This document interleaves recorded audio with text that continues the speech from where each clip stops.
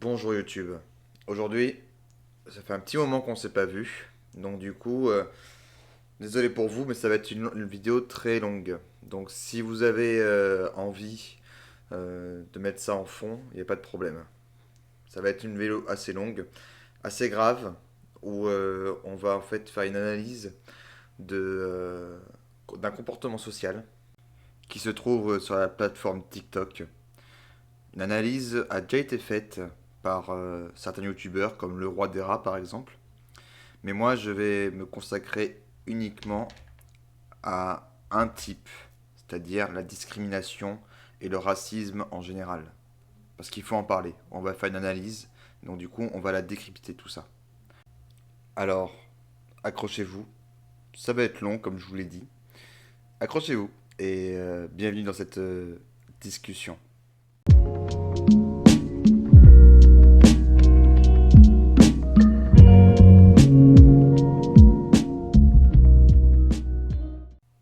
Comme j'ai dit en intro, nous allons voir la plateforme TikTok. Me direz-vous peut-être que c'est pour le buzz ou autre chose? Non. C'est une enquête que j'ai moi-même menée en fait sur cette plateforme-là pendant plusieurs mois. Plusieurs mois où j'ai pu voir des choses et entendre des choses qui sont limite de l'inhumain.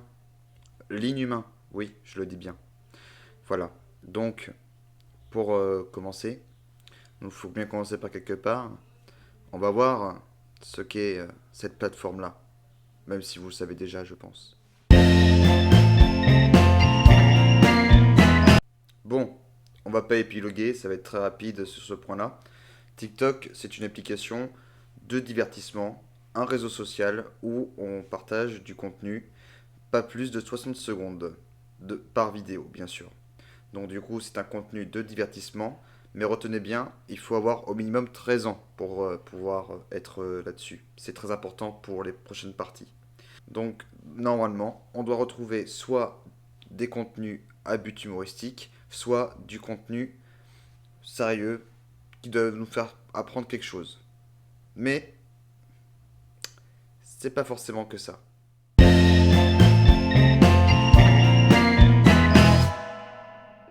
Dans cette partie, nous allons nous concentrer sur le phénomène de l'hypersexualisation sur TikTok. L'hypersexualisation, qu'est-ce que c'est véritablement? On va commencer par la définition de l'hypersexualisation. Je vous lis. L'hypersexualisation est le phénomène par lequel les médias donnent un caractère sexuel à un produit ou à un comportement qui n'a rien de sexuel forcément. On peut se servir aussi également de stéréotypes sexuels, comme par exemple utiliser le corps féminin. Dans ce cas-là, TikTok est un produit de hypersexualisation en majorité. Tout simplement parce que quand on regarde bien en détail le fonctionnement de TikTok, le comportement principal, c'est pour faire le buzz, il faut être sexy. Il faut que la femme soit mise en valeur, il faut que la femme soit parfaite sur toutes les photos, sur toutes les vidéos. Et donc du coup, dans ces cas-là, il faut montrer son corps pour pouvoir percer, comme on dit dans le milieu. Plus sérieusement, c'est un facteur qui est très gravant, très grave même. Pourquoi? Parce que tout simplement, ça peut mettre en danger certaines personnes. Que ce soit des personnes de type féminin, masculin, ou bien tout simplement des personnes d'autres orientations sexuelles ou d'autres genres. Oui, parce que du coup, ce qu'il faut savoir, c'est que là-dessus, on a de tout. Et donc, on a aussi des personnes qui sont genrées, non genrées, ou alors qui sont tout simplement trans, qui sont ce qu'on veut. Je ne veux pas faire une critique de cela parce que je suis très ouvert d'esprit et c'est pas le but de cette vidéo. Voilà.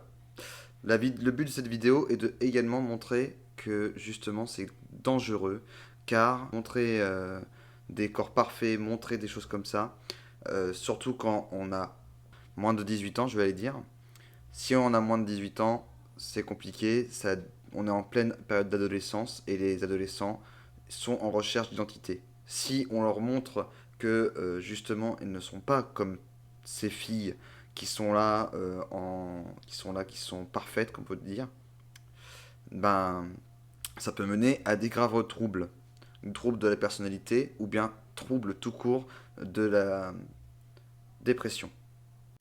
Et donc, c'est pour cela également que c'est interdit aux mineurs de moins de 13 ans.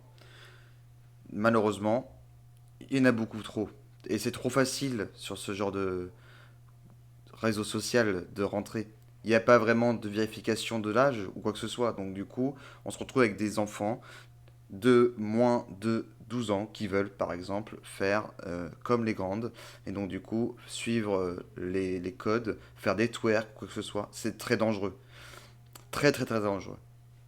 Et donc, va avec cette hypersexualisation, je vais y arriver, hein.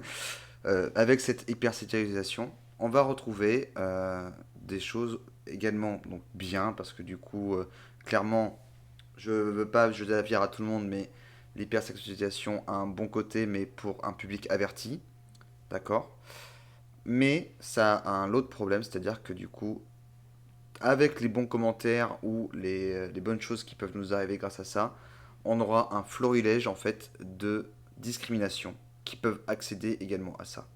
Et vu que justement cette plateforme-là est libre, donc du coup on peut quasiment tout mettre, sauf du contenu à but pornographique, bien évidemment, et des contenus très très très gore. Moins de 18 ans, tout ça, ça c'est bloqué direct, on est d'accord.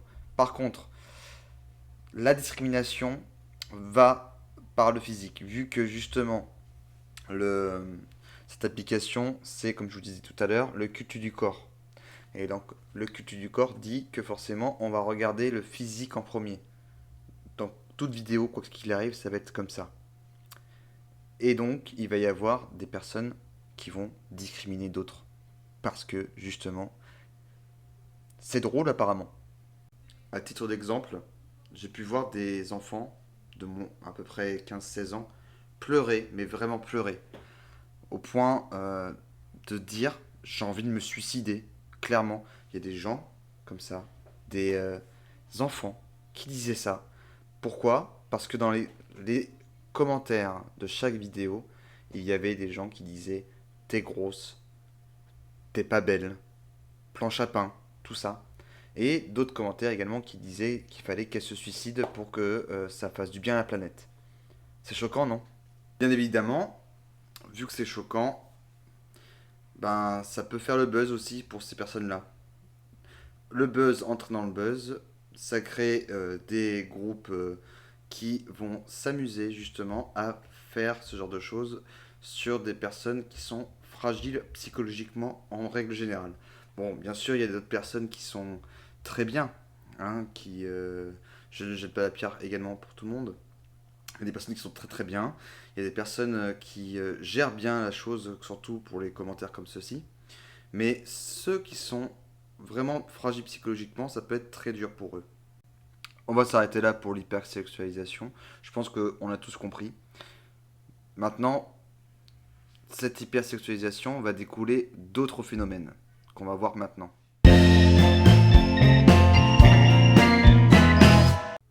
Tout comme pour l'hypersexualisation, je vais d'abord vous donner la définition de la discrimination. Discrimination, pour le Larousse, ça veut dire action de séparer, de distinguer deux ou plusieurs êtres ou choses à partir de certains critères ou caractères distinctifs. Donc là, actuellement, on va parler de la différence, pas forcément du handicap, de la différence en tant que telle. Il faut bien catégoriser tout ça. J'aime pas le mot catégoriser parce que ça se fait pas, mais là, on en est obligé. Donc là, on va parler uniquement des différences physiques. Donc par rapport au culture du corps qu'on disait tout à l'heure. Et ensuite, on verra dans une quatrième partie le racisme qui demeure à foison. Alors, là, tout a un lien. La partie 1 était sur l'hypersexualisation, là c'est sur la discrimination envers les différences. Ça a un lien, pourquoi? Parce que on peut retrouver justement des discriminations négatives envers les corps féminins ou masculins. On parlait tout à l'heure du culte du corps, là ça va être la même chose.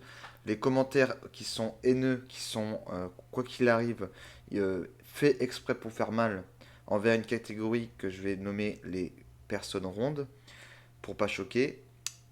Là, on parle de grossophobie. La grossophobie, qu'est-ce que c'est? C'est un mot qui est arrivé très récemment et c'est la peur des personnes obèses ou la peur des formes humaines, que ce soit féminin ou masculin. Malheureusement, on peut rien y faire. Pourquoi on peut rien y faire? Parce qu'il y aura toujours des détracteurs, quoi qu'il arrive. C'est horrible parce que du coup, ça met mal à l'aise plein de gens, plein de jeunes filles, comme je disais tout à l'heure sur la partie sur l'hypersexualisation. Plein de jeunes filles vont s'identifier à ce genre de choses et malheureusement, ça va forcer certaines personnes, que ce soit filles ou garçons, à changer, à être mal dans leur peau, alors qu'elles n'ont pas besoin de ça. Tout ça pourquoi? Parce que elles sont un peu fortes ou justement elles ont des grosses joues, quoi que ce soit. Là, je parle bien que de la grossophobie, parce que bien évidemment, il n'y a pas que cette phobie-là qui existe. Mais à cause de TikTok ou à cause de ce genre de contenu, on aura toujours des gens comme ça. Des gens qui veulent faire que du mal ou quoi que ce soit. C'est horrible.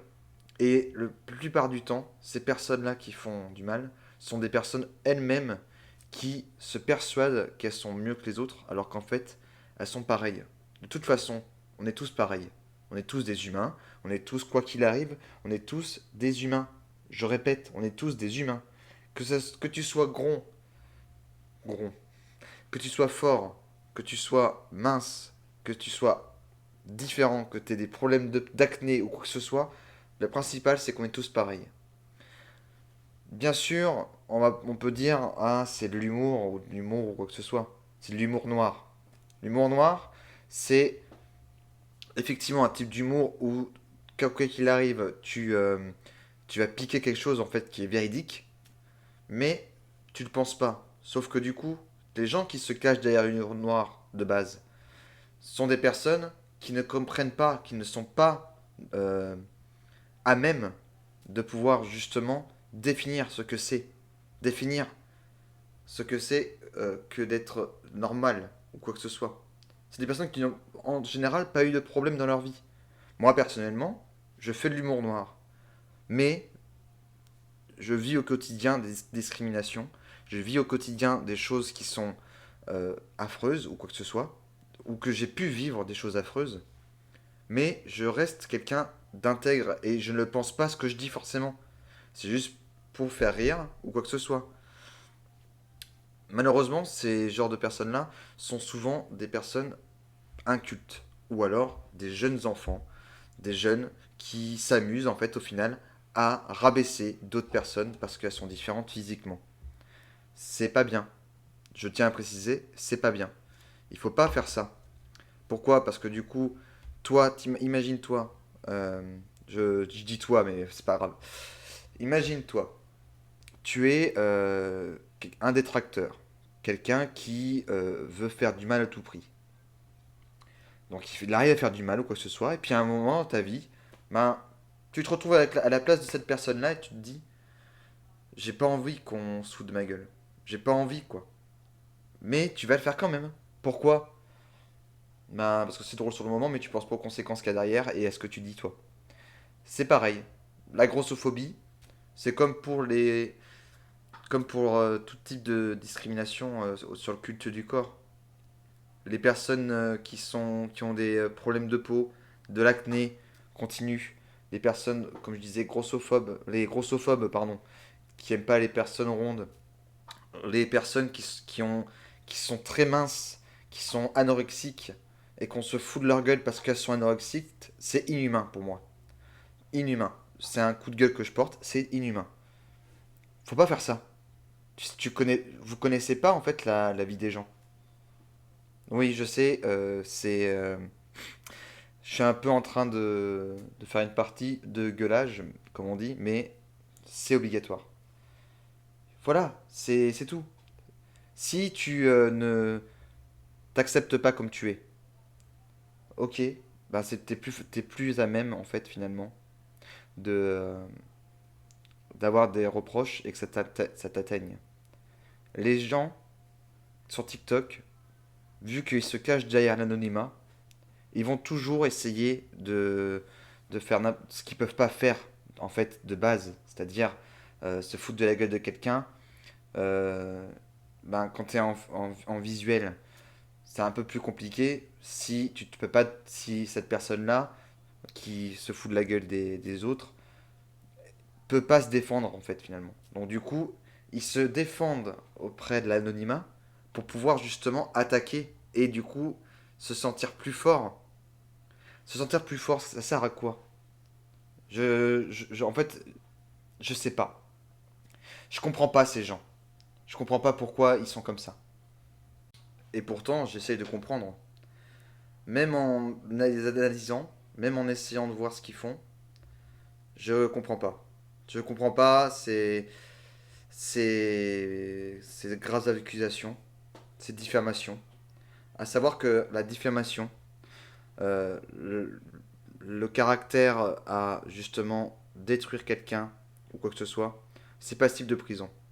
La diffamation est passible, tout simplement, de 35 000 euros d'amende et 4 ans de prison. Si jamais on apprend et que quelqu'un porte plainte contre une personne qui fait ce genre de choses, même si c'est sous couvert d'anonymat, on retrouvera toujours. On vous retrouve toujours, ces personnes-là. L'anonymat, il n'y en a pas vraiment. On pense qu'il y a de l'anonymat sur TikTok. Parce que justement, on se crée un faux profil ou quoi que ce soit. Mais tout est tracé, faut pas croire. Donc du coup, les gens qui discriminent les autres populations qui sont différentes, réfléchissez un peu à vos actes, s'il vous plaît. Merci. Dans cette partie, on va s'attarder sur le racisme, qui est ambiant sur TikTok. Donc, déjà, je vais faire comme pour les autres parties, je vais vous lire la définition. Racisme, attitude d'hostilité systématique à l'égard d'une catégorie déterminée de personnes. Donc le racisme, c'est bien par rapport à ce qu'on pense, donc forcément par rapport aux origines, bien sûr, mais ça peut également englober les différences, donc, comme la grossophobie, donc je vous rappelle que tout est lié, hein. Donc ça peut mettre en valeur également les grossophobes. Ça peut mettre en valeur également le racisme envers les personnes handicapées, par exemple. Oui, parce que du coup, sur TikTok, il y a deux choses qui sont bien distinctes. Nous avons bienveillance envers les personnes différentes. Ça, c'est très bien. D'accord, donc ça fait des vidéos gentilles, à but humoristique, comme on veut voir en fait sur TikTok. Et puis là, on va avoir une autre partie où ça va être de la discrimination pure et simple de personnes différentes, handicapées. Je vais vous parler par rapport déjà au handicap, parce que du coup c'est la chaîne, le motivateur, c'est une chaîne sur les différences et le handicap. Donc du coup on va parler de ça. Le handicap. Nous avons beaucoup de TikTokers, hein, donc de vidéastes si vous voulez, qui font des TikTok, qui sont handicapés. Plus ou moins connus, il y en a une ou deux qu'on peut citer, comme par exemple la personnalité de Manon, ou Ampute Girl sur TikTok. Cette personne-là a subi, suite à un grave accident, quelque chose assez grave dans la vie de quelqu'un de normal de base. Cette personne-là a dû se faire amputer la jambe gauche. Oui, c'est ça, la jambe gauche. Je dis pas de bêtises. Et donc, du coup, elle a réussi à s'accepter au bout de 4 ans. Et au bout de 4 ans, du coup, vu qu'elle a réussi à s'accepter, elle le fait vivre à travers ses réseaux.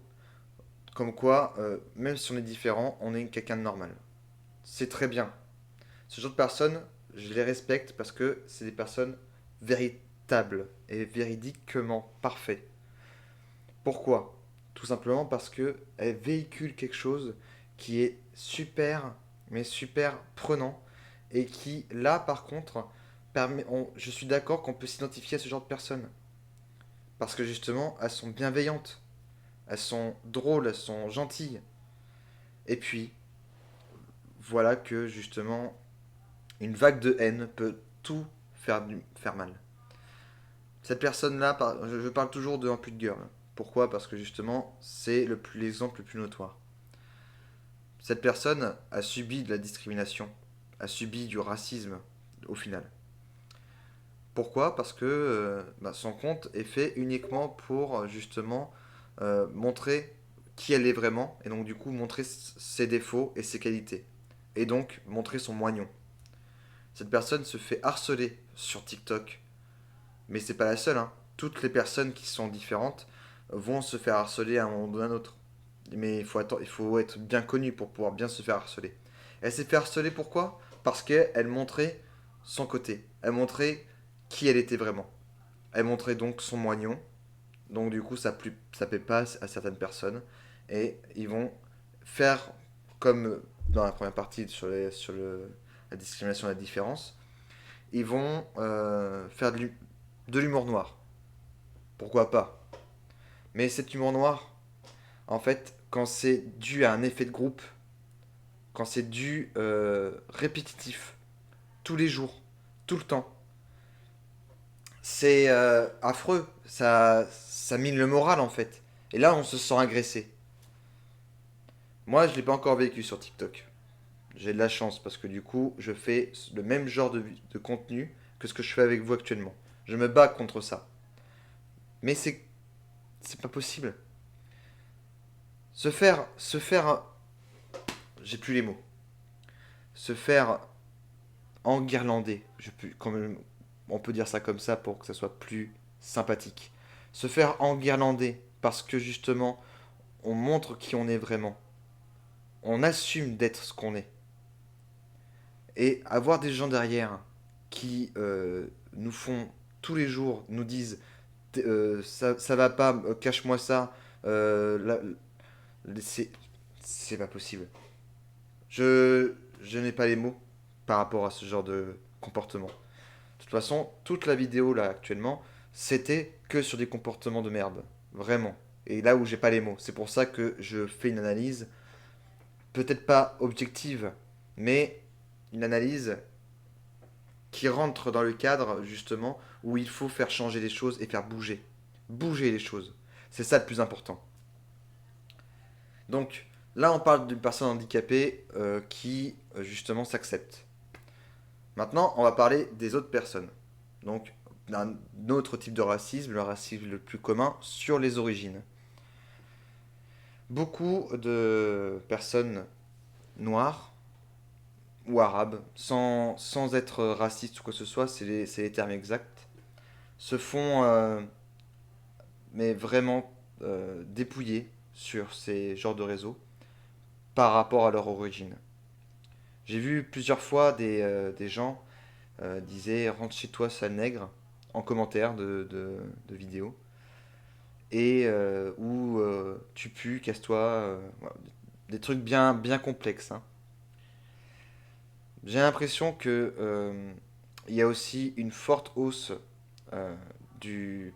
Je veux pas de politique, mais il y a une forte hausse de personnes qui sont de l'extrême droite, donc du coup qui sont racistes ici, et qui cherchent uniquement dans l'unique but de faire mal et de faire arrêter la passion de ces gens-là qui sont sérieux, en leur disant des trucs racistes, tout simplement. Dire à quelqu'un, rentre dans ton pays, t'es pas chez toi parce que t'es nègre, c'est pas cool. C'est vraiment pas cool du tout même. C'est ces personnes-là, on les connaît pas. Ça se trouve, ils sont nés en France. Donc du coup, quand tu dis à quelqu'un de noir, rentre dans ton pays, sale nègre, il est français, il va rentrer où? Bah oui, il est français. Le racisme, la discrimination envers les personnes différentes, la discrimination dans un sens large. Il faut être un peu intelligent, un peu. Il faut savoir que, justement, euh, faire du mal comme ça gratuitement, ça apporte rien de bon. Faire du mal gratuitement, ça apporte rien de bon. Donc du coup, les personnes sur les origines, le handicap, et maintenant le racisme, tout simplement, dans le sens on va prendre à partie une personne qui est faible d'esprit ou faible psychologiquement en le malmenant tout le temps, tout le temps, tout le temps. Et en général, ce sont ces personnes qui sont faibles psychologiquement sont bien sûr des personnes jeunes, malheureusement. Donc, à revoir, donc tout a un lien, comme je vous disais encore. Donc, sur la partie des enfants, il faut avoir, qui ont moins de 13 ans, c'est compliqué. C'est dur, très dur. Là, je parle d'un TikTok qui est vraiment noir, très, très dark side, on va dire, vraiment. C'est compliqué. Et on voit beaucoup, par rapport au racisme, on voit beaucoup de groupes se former. Mais des vrais groupes. C'est-à-dire, c'est comme les gangs dans les ghettos aux États-Unis. C'est pareil. Il y a un gang qui va porter, en fait, une valeur où la valeur est il faut qu'il y ait la suprématie. Il prône également qu'il y a du racisme également contre les personnes de couleur blanche et qu'il n'y a que ça et que justement les autres sont de la merde, clairement. Le racisme anti-blanc existe, oui. Je m'égare un peu, mais le racisme anti-blanc existe puisque le racisme, comme je vous ai dit, c'est une attitude d'hostilité systématique à l'égard d'une catégorie déterminée de personnes. Donc oui, ça existe. Mais il faut pas faire ça sur TikTok. Il faut pas créer des groupes comme ça. C'est pas possible. On n'est pas dans une dictature où il faut justement faire ce genre de choses pour se sentir plus élevé, plus fort. On n'a pas besoin d'être fort. On n'a pas besoin.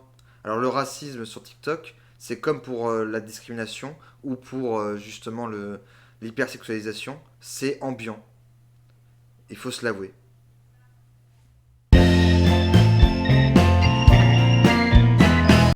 Voilà, dernière partie. Donc du coup, on arrive au bout de cette discussion. Discussion qui a été longue, bien évidemment, pour tous.